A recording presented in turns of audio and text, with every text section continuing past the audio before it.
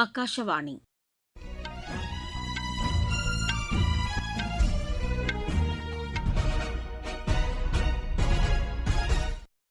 செய்திகள் வாசிப்பவர் சித்ரா பாலசுப்ரமணியன்.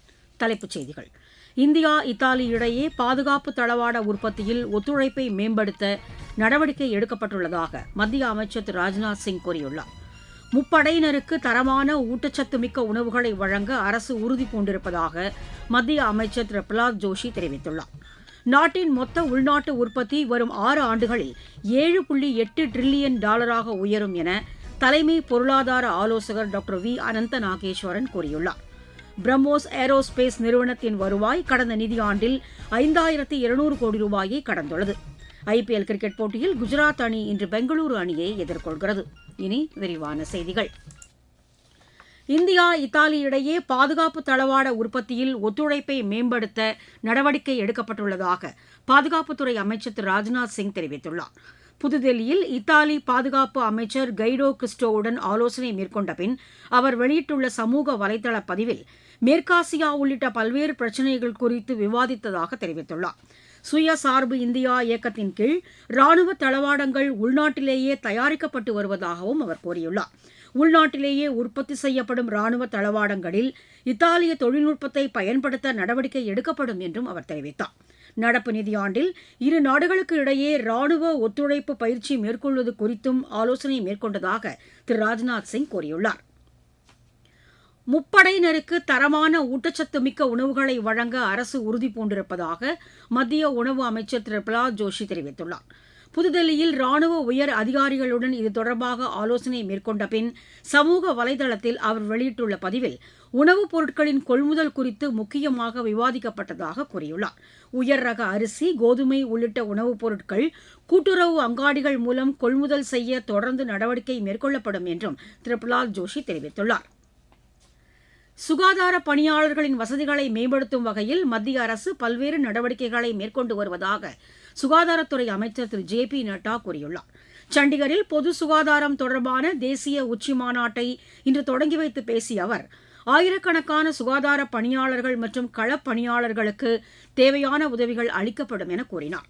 கர்ப்பிணி தாய்மார்கள், குழந்தைகள் உள்ளிட்டோரின் சுகாதார பணிகளில் இவர்களின் பங்கு இன்றியமையாதது என்றும் அவர் பாராட்டு தெரிவித்தார். இந்நிகழ்ச்சியில் ஹரியானா முதலமைச்சர் திரு நயப் சிங் சைனி உள்ளிட்டோர் கலந்து கொண்டார்கள். நாட்டின் மொத்த உள்நாட்டு உற்பத்தி வரும் 6 ஆண்டுகளில் 7.8 டிரில்லியன் டாலராக உயரும் என மத்திய அரசின் தலைமை பொருளாதார ஆலோசகர் டாக்டர் வி. அனந்த நாகேஸ்வரன் கூறியுள்ளார்.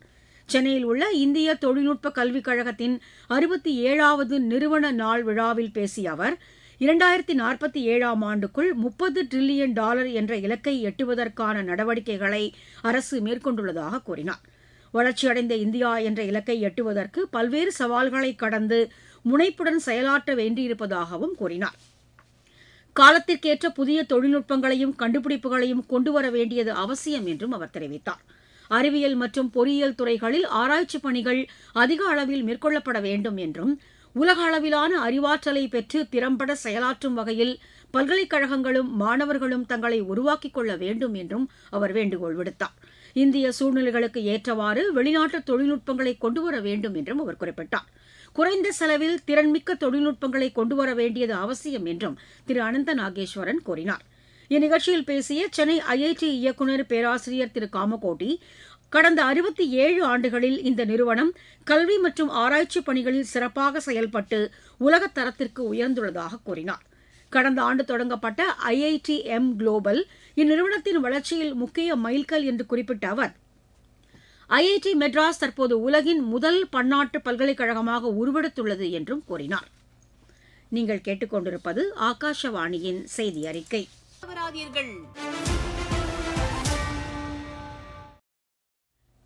பிரம்மோஸ் ஏரோஸ்பேஸ் நிறுவனத்தின் வருவாய் கடந்த நிதியாண்டில் 5200 கோடி ரூபாயை கடந்துள்ளது.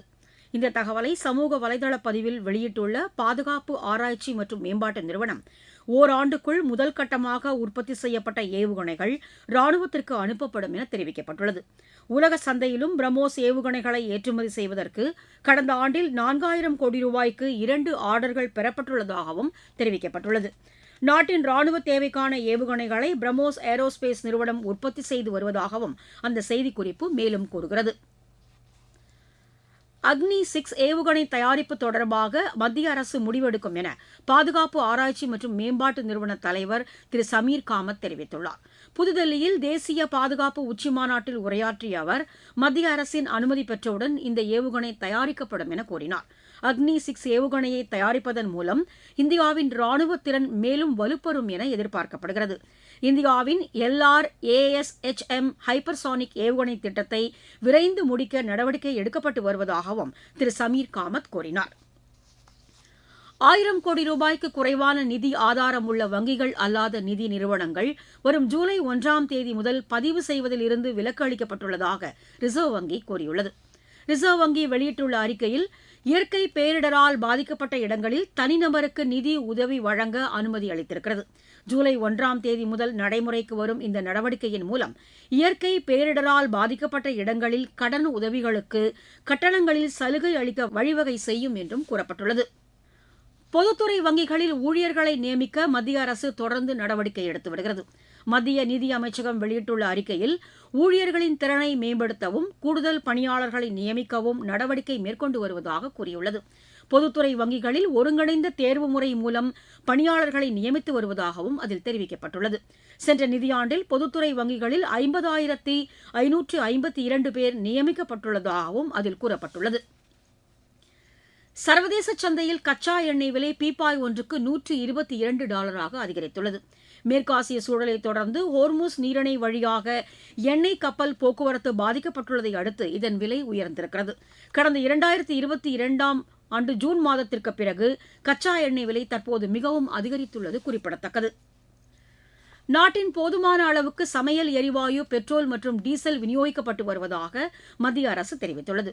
இது தொடர்பாக புதுதில்லியில் இன்று செய்தியாளர்களிடம் பேசிய பெட்ரோலியத்துறை இணைச் செயலர் திருமதி சுஜாதா சர்மா, இணையதளம் வாயிலாக சமையல் எரிவாயு பதிவு செய்வது 98% அதிகரித்துள்ளதாக தெரிவித்துள்ளார். 93% சிலிண்டர்கள் விநியோகம் OTP மூலம் வழங்கப்பட்டு வருவதாகவும் அவர் கூறினார். குழாய் வழி இயற்கை எரிவாயு இணைப்பு பெற்ற 43,000 நுகர்வோர்கள் சமையல் எரிவாயு இணைப்புகளை திரும்ப ஒப்படைத்ததாகவும் அவர் தெரிவித்தார். இந்திய கப்பல்களும் மாலுமிகளும் பாதுகாப்பாக இருப்பதாக மத்திய கப்பல் துறை கூடுதல் செயலர் திரு முகேஷ் மங்கல் தெரிவித்துள்ளார். இதுவரை மேற்காசிய பகுதிகளில் இருந்து 2800 இந்திய மாலுமிகள் பாதுகாப்பாக மீட்கப்பட்டதாகவும் அவர் கூறினார். விளையாட்டுச் செய்திகள். IPL கிரிக்கெட் போட்டியில் குஜராத் அணி இன்று பெங்களூரு அணியை எதிர்கொள்கிறது. அகமதாபாத்தில் இன்னும் சற்று நேரத்தில் தொடங்கவுள்ள இப்போட்டியில் டாஸ் வென்ற குஜராத் அணி முதலில் பந்து வீச தீர்மானித்துள்ளது. சீனாவில் நடைபெற்று வரும் சர்வதேச சேலஞ்சர்ஸ் டென்னிஸ் போட்டியில் இந்தியாவின் அர்ஜுன் கதே ரித்விக் இணை காலிறுதிக்கு முன்னேறியுள்ளது. ஆடவர் இரட்டையர் பிரிவு காலிறுதிக்கு முந்தைய சுற்று ஆட்டத்தில் இந்த இணை 6-1, 6-1 என்ற செட் கணக்கில் சீனாவின் யுக்ஸியாங் டியான் ஜியாங்யாங் வி இணையை வென்றது. தாய்லாந்தில் நடைபெற்று வரும் சர்வதேச டென்னிஸ் போட்டியில் இந்தியாவின் நித்திர்குமார் சின்ஹா, பிரஜ்வால் தேவ் இணை அரையிறுதிக்கு முன்னேறியுள்ளது. ஆடவர் இரட்டையர் பிரிவு காலிறுதி ஆட்டத்தில் இந்த இணை 6-4, 6-4 என்ற செட் கணக்கில் தென்கொரியாவின் சுவாங் ஊ சோ, சங்பீன் சிம் இணையை வென்றது. இப்போட்டியின் ஆடவர் ஒற்றையர் பிரிவில் இந்தியாவின் சித்தார்த் ராவத் காலிறுதிக்கு முன்னேறியுள்ளார். தில்லியில் நடைபெற்று வரும் சர்வதேச மகளிர் டென்னிஸ் போட்டியில் இந்தியாவின் அதித்தி ராவத், ஸ்ருதி அகல்வாத், ஜீல் தேசாய், ஜென்சி தீபக் பாய் ஆகியோர் காலிறுதிக்கு முன்னேறியுள்ளனர். மீண்டும் தலைப்புச் செய்திகள். இந்தியா, இத்தாலி இடையே பாதுகாப்பு தளவாட உற்பத்தியில் ஒத்துழைப்பை மேம்படுத்த நடவடிக்கை எடுக்கப்பட்டுள்ளதாக மத்திய அமைச்சர் திரு ராஜ்நாத் சிங் கூறியுள்ளார். முப்படையினருக்கு தரமான ஊட்டச்சத்து மிக்க உணவுகளை வழங்க அரசு உறுதிபூண்டிருப்பதாக மத்திய அமைச்சர் திரு பிரகலாத் ஜோஷி தெரிவித்துள்ளார். நாட்டின் மொத்த உள்நாட்டு உற்பத்தி வரும் 6 ஆண்டுகளில் $7.8 டிரில்லியன் உயரும் என தலைமை பொருளாதார ஆலோசகர் டாக்டர் வி அனந்த நாகேஸ்வரன் கூறியிருக்கிறார். பிரம்மோஸ் ஏரோஸ்பேஸ் நிறுவனத்தின் வருவாய் கடந்த நிதியாண்டில் 5200 கோடி ரூபாயை கடந்துள்ளது. IPL கிரிக்கெட் போட்டியில் குஜராத் அணி இன்று பெங்களூரு அணியை எதிர்கொள்கிறது. செய்தி அறிக்கை நிறைவு பெற்றது.